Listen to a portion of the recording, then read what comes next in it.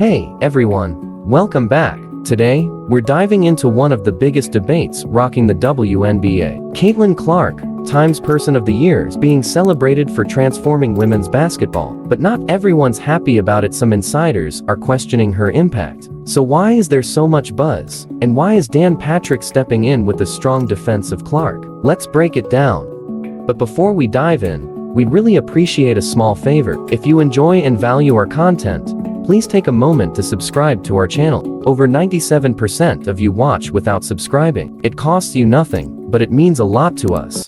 So, Caitlin Clark is getting defended by people from all walks of life.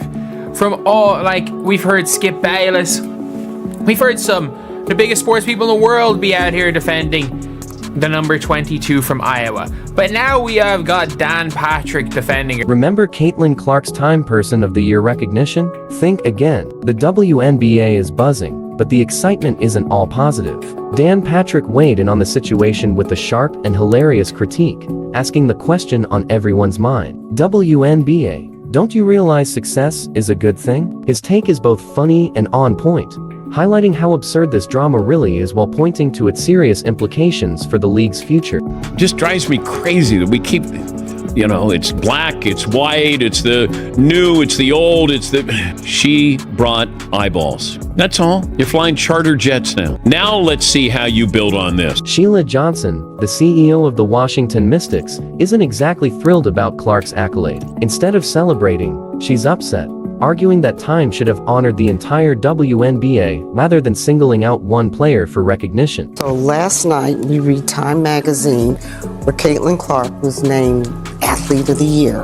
Why couldn't they have put the whole WNBA on that cover and said the WNBA is the league of the year because of all the talent that we have? But Dan Patrick, the legendary sports broadcaster, isn't holding back. On his podcast, he fired back with a fiery response. It's Time Person of the Year, not People of the Year. The award celebrates individual impact, not group accomplishments, a tradition that makes Clark's recognition entirely fitting. But if you're Times Person of the Year, it's not the People of the Year, it was a Person of the Year. Patrick's critique digs deeper, saying Johnson's stance is baffling. Her team is reaping the rewards of Clark's growing popularity, yet she's unhappy with the recognition Clark is bringing to the league. It's almost as if they're resisting their own success. Can't we just acknowledge Caitlin Clark changed the WNBA? That's it.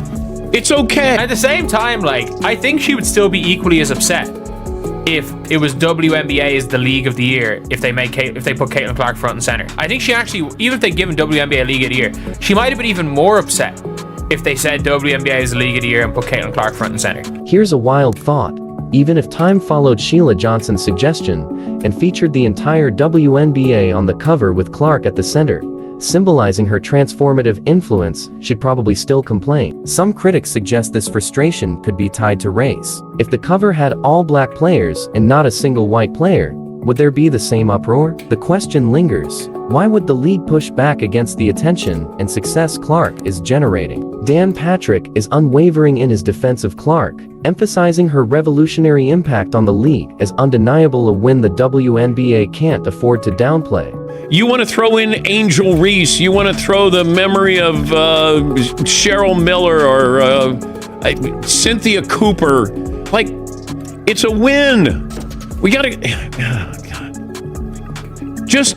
this is a unique moment. Caitlin Clark did for the WNBA what Wayne Gretzky did for the NHL when he went to the LA Kings. Think about what Dan Patrick's saying. He likens Clark's influence on the WNBA to Wayne Gretzky's transformation of hockey when he joined the LA Kings. She's not just elevating women's basketball, she's redefining it. And here's the kicker. Recognizing Clark's contributions doesn't erase the achievements of the women who built the league. It's not a zero-sum game. Take a victory lap. You don't have to go, oh my God, these people are mad, or this person's mad, or this group is mad. Caitlin Clark changed the WNBA. It's okay. It's okay to say that. You're not diminishing what the founding, fathers of the WNBA did. You're not. She's the Time Person of the year. That's all. The league won.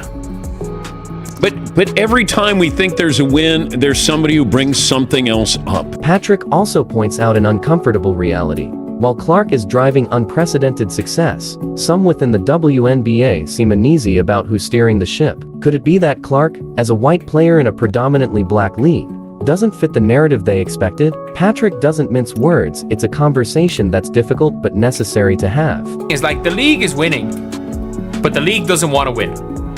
The league only wants to win if they win in their way. They don't want to, they are not happy winning unless they win in the exact way that they've always wanted to win. The WNBA is seeing record-breaking attention and revenue thanks to Clark. More viewers, more buzz, more everything. Yet instead of celebrating, some are complaining. It's like hitting a championship-winning shot, only to grumble because it wasn't your favorite player who scored. It's the Cleveland Cavaliers 2016. Let's just say there's a rift in the team. Half the team are half the team are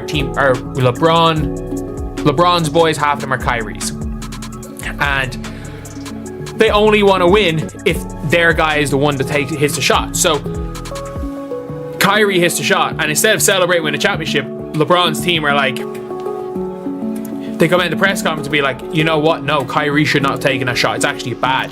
It's actually bad. We don't care about winning. Here's where it gets even juicier.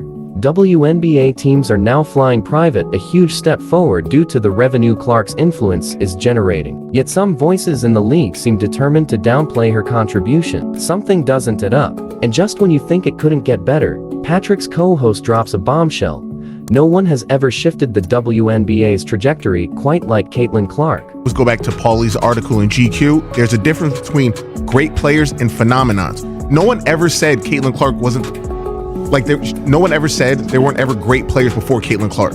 There was never phenomenons, not in my lifetime, with women's basketball. And I went to UConn, so I've seen plenty of great players, but nobody's ever moved the needle in my lifetime like this. Yes. That's all this is. Problem is that people are now talking about the WNBA. People are interested in WNBA. So now we're looking at a situation where, okay, all these people are now interested in it.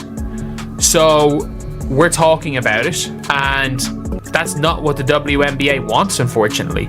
I think if the Mystics owner had said this 2 years ago, no one cares, and no, it wouldn't have been news, because the people that we're watching are the people that are the anti-Clark. Sure. The league has had incredible players before, but Clark is in a league of her own, a true phenom. So, what's behind the resistance to Clark's success? Is it an effort to protect the legacies of past players, or something deeper? Patrick isn't afraid to go there, suggesting that Clark's identity as a white player reshaping a historically black league adds layers to the conversation. And speaking of layers, let's revisit that Olympic snub. Clark's exclusion from the Olympic team, a decision that's aged like spoiled milk. Instead of choosing her, they picked an injured player and a 42-year-old veteran. Can you imagine? Patrick aptly sums it up. They woke up a monster. He couldn't be more right. Let's be real. There is no way that Caitlin Clark did not privately, with everything you know about Caitlin Clark, there is no way the competitiveness of Caitlin Clark privately, she was not sitting there.